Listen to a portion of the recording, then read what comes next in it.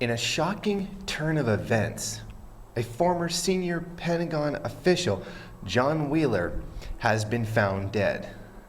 Wheeler, who was 66, was found dead in a landfill on New Year's Eve. According to eyewitness testimony, the last time he was seen alive was on December 30th. Those who saw him, the eyewitnesses said he seemed very confused, and one person said he seemed very disorientated, that he was easily confused for a homeless person. Many eyewitnesses said that he was walking around with a shoe in one hand, said he was looking for his car. There were a lot of reports of him being very mentally confused, and no explanation has been put forth as to why he was acting this way.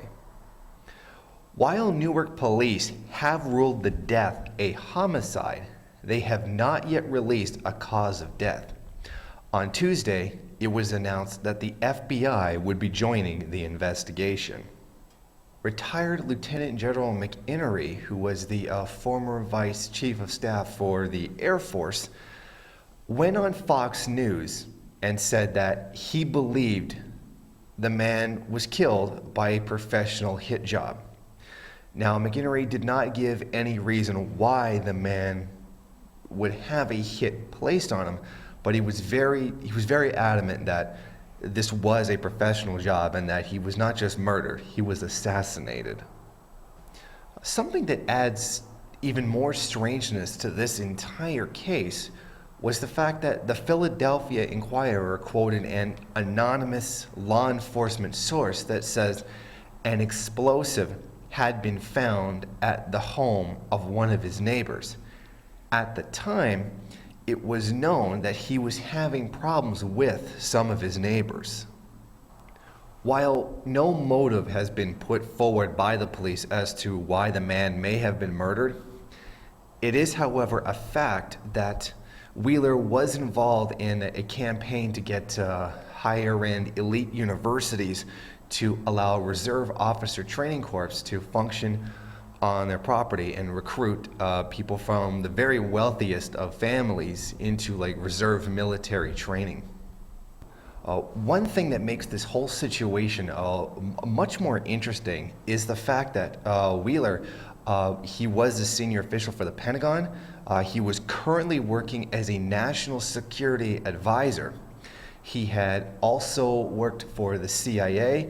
He had also worked in a high-ranking position in the U.S. Air Force. He had worked under George W. Bush, George H.W. Bush, and under Ronald Reagan.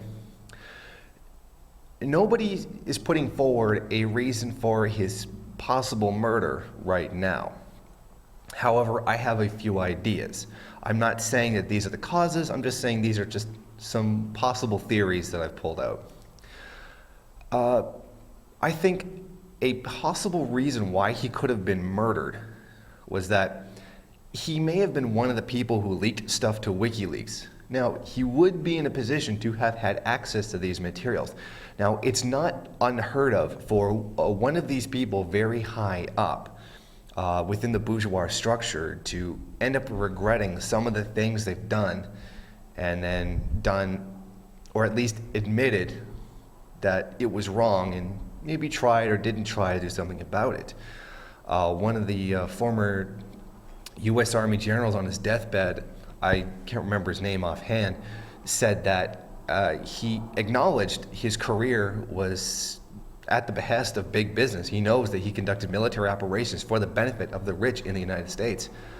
I believe FDR was one of these men as well. I mean, he carried through imperialist policies just like everybody else, but I think his New Deal at the end, when he was dying, was his regret about some of the things he'd done and realized that it was harmful and had a change of heart, which would certainly explain why he would have created such a great possibility with the Second Bill of Rights, only to have it destroyed immediately after. Another one of those people was Woodrow Wilson.